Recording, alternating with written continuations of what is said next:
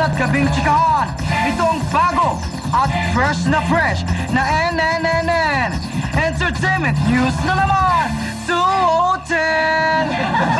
Lunes na naman mga kaibigan at 2 araw na lang ay manunumpa na si President Noy. Kaya naman, super excited na ako dahil panahon na ng pagbabago.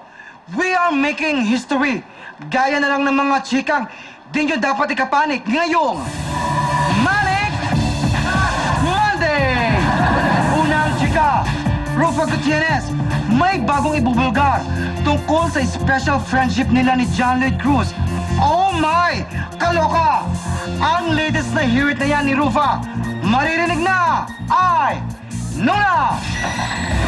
Ito po si Bunchigi Francisco at kasama po natin ngayon ang kontrobersya na si Miss Ropa Gutierrez. Magandang gabi po. Magandang gabi din naman, Butchie Cake.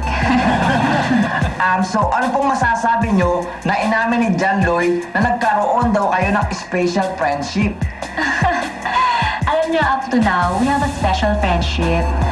And alam niyo naman, di ba, ang friends, talaga namang espesyal.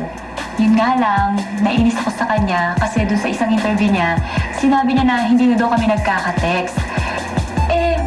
Ewan ko ba kung may kinakatakutan ba siya? Meron po ba talaga? Aba, malay ko, no? Kasi nagte-text pa rin naman kami paminsan-minsan, no? Hoy, John Lloyd, alam mo yan, nagte-text tayo paminsan-minsan. Huwag kang dyan. Huwag kang kaloka, ha? Alam mo yan. So may invitation na po si John Lloyd sa birthday party nyo? Wala siyang invitation. So, hindi invited si John Lloyd sa birthday mo? Invited naman siya, no? Yun nga lang, wala lang talaga siyang invitation. Kasi, ite-text ko na lang siya. Ano ka ba? Si Rufa talaga parang si Chrissy. Super taklesa. Ay, oops! I mean, parang si Chrissy dati. Kasi alam nyo naman, we have a new and better Chrissy na. Luso. Anyway, oras na para sa pinakaabangang segment dito sa NNNN. Ang instant tanong, instant sagot-lagot mula sa NNNN fan page sa Facebook. Hetong instant tanong ni Hani Sofia Capistrano. Ask niya, "Hi po, this is Hani. Ask ko lang po kung ano ang reaksyon ni John Prats regarding sa John Lloyd Shaina issue. Thanks po." Nako, Hani Sofia, salamat sa napaka-controversial mong instant tanong.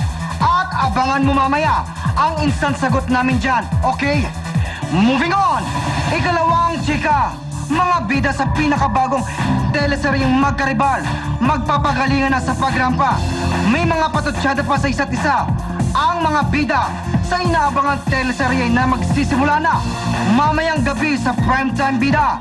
Makikita na ay Nona! Sino ba ang magkaribal dito? Actually, secret ko na lang sa'yo, pero ang dami magkakakaribal dito. Actually, dapat ng title niya, Magkakari-Karibal. Angel, sino ba ang magkaribal dito? Kami ni Bea. Hindi. Si Gretchen tsaka si Bea ang magkaribal sa pag-ibig ni Derek Ramsey. Sino mas magaling sa inyo rumampa ni Lagueta? Siyempre si Lagueta. Alam naman natin yan. Ako laging kabado siya, hindi talagang any time of the day pwede niyang gawin yon. Ang taray ng mga sagot nyo! Runaway winner! Don't hit the gutter!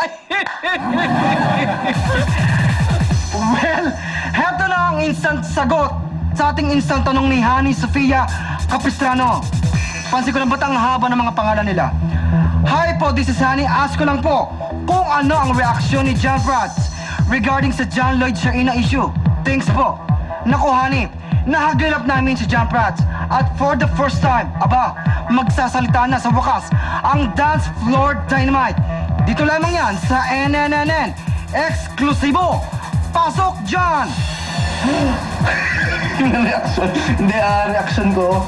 Yun, I'm happy for them. Yun lang naman talagang pwede kong sabihin for the both of them. And,